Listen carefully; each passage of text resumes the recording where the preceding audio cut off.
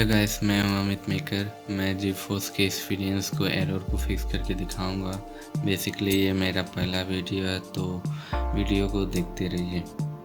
तो विंडोज़ की को प्रेस करना है, कमांड टाइप करना है। कमांड टाइप करने के बाद रन एडमिनिस्ट्रेटर करना है, यस।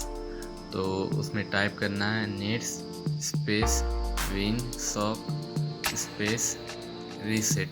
ये टाइप करने के बाद इंटर प्रेस करना है। प्रेस करने के बाद रिस्टार्ट करने बोलेगा, तो मैं रिस्टार्ट कर रहा हूँ। रिस्टार्ट करने के बाद हमें जीफोर्स एक्सपीरियंस को ओपन करना है।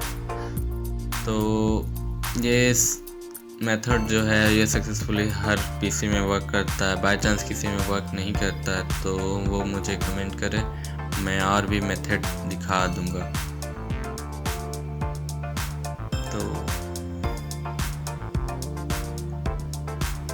तो विंडोज़ सक्सेसफुली बूटअप हो गया है। तो मैं जीफोर्स एक्सपीरियंस ऑन करता हूँ।